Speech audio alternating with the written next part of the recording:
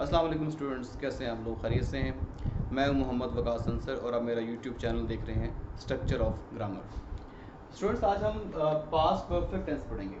Past perfect tense Urdu में इसकी पहचान क्या है, उसके बाद उसको हम देखेंगे कि कैसे ट्रांसलेट करेंगे इंग्लिश में, और उसके साथ साथ ये कि इसका पैसिव वॉइस और एक्टिव वॉइस कैसे बनता है।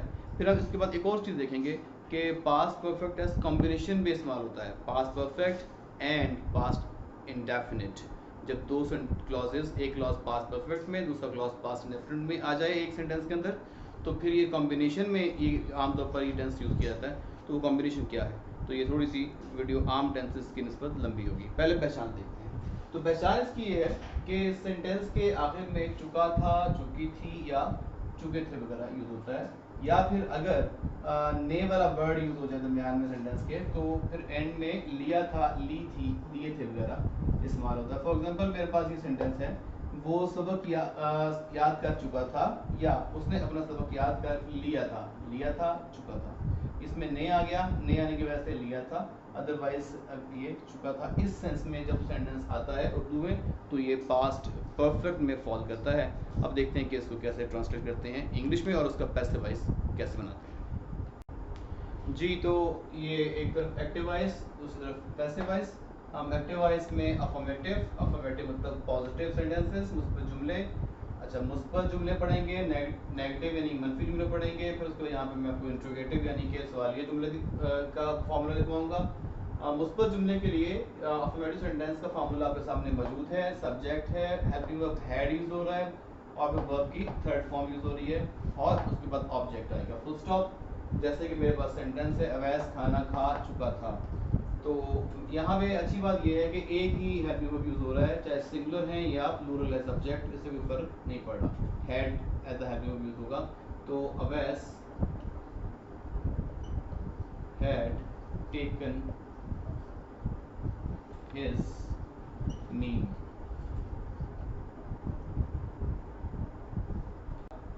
नेगेटिव सेंटेंस बनाएंगे।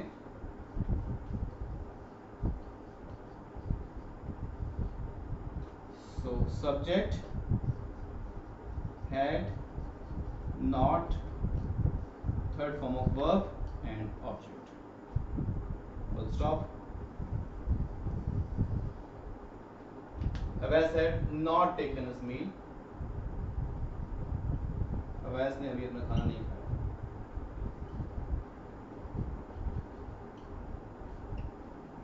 हम इसको यूं भी लिख सकते हैं कि Awais had not eaten his meal और समथिंग लाइक दैट। वोकैबुलरी में बहुत सारा वेरिएशन है, लेकिन आपको एक फार्मूला बताना पर्पस, ये फार्मूला इंपॉर्टेंट है, फार्मूला। बाकी वोकैबुलरी आप कुछ भी यूज कर सकते हैं, वैरायटी ऑफ वोकैबुलरी अवेलेबल होती है। इंट्रोगेटिव में देखते हैं।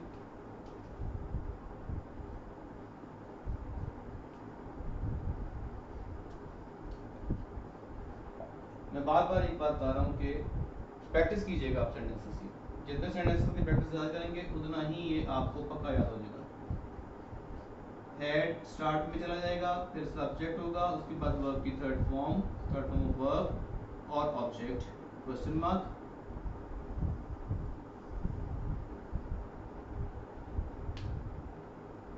सो had Awais taken his meal. अब देखते हैं जी इसका पैसिव वॉइस कैसे बनता है। हमें पता है कि पैसिव वॉइस में ऑब्जेक्ट स्टार्ट में आ जाएगा, फिर हेड यूज होगा। जितने भी परफेक्ट हैं उनका हेल्पिंग वर्ब सेम रहता है, चाहे वो एक्टिव वॉइस है चाहे पैसिव वॉइस है, सिर्फ बीइंग का इजाफा होता है। ये बीइंग मैं एडिशन लगा रहा हूँ, बाकी सेम थर्ड फॉर्म वर्ब है। यहाँ पे बाय यूज होगा और फिर यहाँ पे सब्जेक्ट प्लेस है। ये फॉर्मूला है अफर्मेटिव केस में passive voice of the past perfect tense. तो इसी सेंटेंस को ले लेते हैं। हिज मील नहीं लिखता, मील कह लें जरा मुनासिब रहेगा। मील हैज नॉट, सॉरी हैड आएगा, पास्ट है।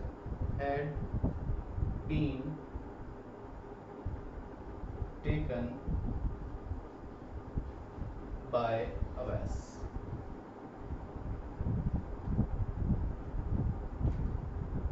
नेगेटिव में सिर्फ नॉट का इजाफा होना है,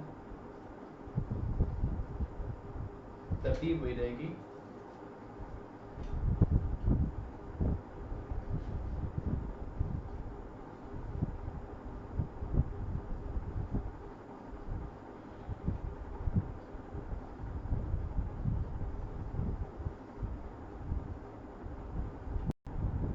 जी यहाँ पे meal had not been taken bye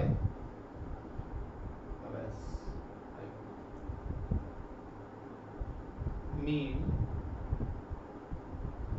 had not been taken by Abbas। अब इसका इंट्रोगेशन में हेड स्टार्ट में जाएगा,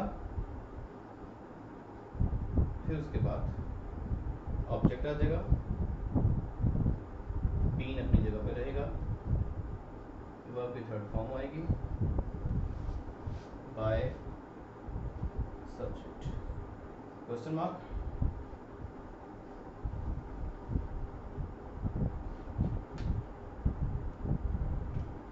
head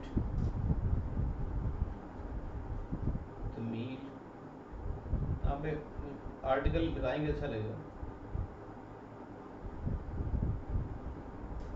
been taken by Abbas। Question mark. चलें सेंटेंस चेंज करते हैं। फॉर एग्जाम्पल, बच्चे क्रिकेट खेल चुके थे। The children had played cricket, the children had not played cricket, had the children played cricket, cricket had been played by the children, cricket had not been played by the children, had the cricket been played by the children। वो नज़म पढ़ चुका था। He has read the poem, he has not read the poem, had he read the poem, the poem had been read by him, the poem had not been read by him, had the poem been read by him। कोई भी sentence लेंगे इस तरह का जो कि direct से indirect में चेंज होने वाला हो तो आपको अच्छी प्रैक्टिस दे देगा। बाकी ये कि इसकी प्रैक्टिस करें, इस तरह से डिफरेंट सेंटेंसेस लें और फिर आप इसी सिनेरियो पे फॉर्मूले को फॉलो करेंगे तो इंशाल्लाह ये आपको बड़े अच्छे तरीके से टेंस क्लियर हो जाएगा। एक बात जो अभी रहती है जो कि पास्ट परफेक्ट की कॉम्बिनेशन वाली है, वो मैं आपको नेक्स्ट स्लाइड में अभी समझाता हूँ। जी, तो मैंने आपको जैसे बताया था कि कॉम्बिनेशन में भी ये इस्तेमाल होते हैं present perfect tense, sorry past perfect tense और पास्ट इंडेफिनिट टेंस, ये दोनों कॉम्बिनेशन में भी आते हैं और मोस्टली ट्रांसलेशन में कॉम्बिनेशन में आपको नजर आएंगे। कुछ यूँ होगा जैसे कि सेंटेंस लिखा है, डॉक्टर के पहुंचने से पहले मरीज मर चुका था, या मुसाफिर के स्टेशन पर पहुंचने से पहले गाड़ी रवाना हो चुकी थी, या मेरे समझाने से पहले वो ये काम कर चुका था, वगैरह वगैरह कुछ भी। तो इस तरह की कॉम्बिनेशन है। आप गौर करें तो उसमें दो क्लॉजेज हैं, एक क्लॉज पहले से पहले है, दूसरा क्लॉज पहले के बाद है। ठीक है, गाड़ी रवाना हो चुकी थी, मुसाफिर के स्टेशन पर पहुंचने से पहले। तो अब इनमें से आप गौर करें तो चुका था वाला जो है ये पास्ट परफेक्ट है,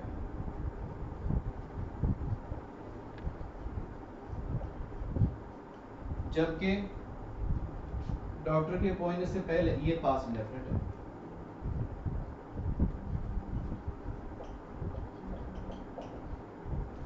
same is the case over here, this one is perfect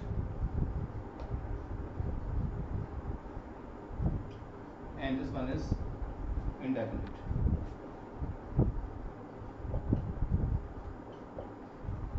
अब हम देखेंगे कि इसको ट्रांसलेट कैसे करना है। पहले हम देखेंगे कि किस क्लॉज को हम पिक करेंगे।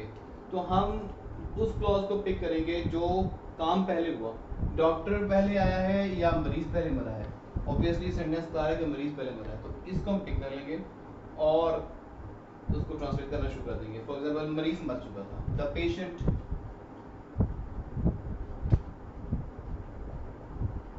सब्जेक्ट हो गया। आपको पता है कि हैड यूज करते हैं और वर्ब की थर्ड फॉर्म यूज करते हैं, द पेशेंट हैड डाइड। फिर हम पहले वाले जो वर्ड है बिफोर और उसके बाद subject of past indefinite the doctor, और आपको पता है कि पास्ट इंडेफिनिट में हम लोग वर्ब की सेकंड फॉर्म यूज करते हैं अफर्मेटिव सेंटेंस में, before the doctor arrived. The patient had died, ये पास्ट परफेक्ट टेंस सच महसूस रहेगा। उसके बाद बिफोर को हमने ट्रांसलेट किया, फिर पास्ट इंडेफिनिट हमारे सामने आ गया। Same is the case with this one. The मुसाफिर के स्टेशन पहुंचने से पहले गाड़ी रवाना हो चुकी थी। तो पहले क्या हुआ, पहले गाड़ी रवाना हुई है, इसलिए द ट्रेन हैड डिपार्टेड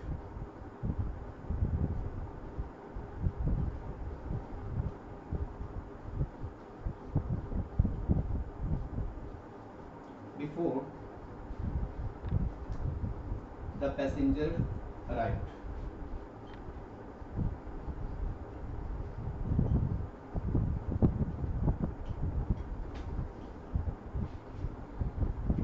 और अगर इसका नेगेटिव बनाना है हमने, तो हम नॉट का एडिशन करेंगे सिर्फ पास्ट परफेक्ट में, हम वहां पे नहीं करेंगे पास्ट इंडेफिनिट। मसलन डॉक्टर के अपॉइंटमेंट से पहले मरीज नहीं मरा था या मरीज नहीं मर चुका था, तो हम क्या करेंगे, द पेशेंट हैड नॉट, यहाँ पे हम सिर्फ एक नॉट ऐड कर देंगे, died before the doctor arrived. The train had not departed, यहाँ पे नॉट आ गया। और अगर हम उसको इंट्रोगेटिव बनाना चाहते हैं, तो सिर्फ हैड ये वाला अगर स्टार्ट में चला जाए तो क्या बनेगा, had the patient died before the doctor arrived, क्या डॉक्टर के अपॉइंटमेंट से पहले मरीज मर चुका था। Had the train departed before the passenger arrived, क्या मुसाफिर के पहुंचने से पहले गाड़ी रवाना हो चुकी थी। तो ये कॉम्बिनेशन है, इसमें सिर्फ आपने इतना देखना है, क्लॉजेस को देखना है, हर एक अपना सब्जेक्ट होगा और अपना उसका साथ में वर्ब होगा। तो पहले पास्ट परफेक्ट वाला क्लॉज यूज करेंगे, उसके बाद पास्ट इंडेफिनिट वाला क्लॉज यूज करेंगे। आई होप आपको पास्ट परफेक्ट समझ आ गया होगा। इस प्रैक्टिस करेंगे तो मज़ीद ये वाज़ेह हो जाएगा। अगर फिर भी किसी बात की आपको नहीं समझ आई, कोई बात क्वेश्चन करना चाहेंगे, तो आप ज़रूर कमेंट बॉक्स में लिखिएगा। इंशाल्लाह आपके कमेंट का ज़रूर मैं आंसर दूंगा। मेरी तरफ से अल्लाह हाफ़िज़, अस्सलाम वालेकुम।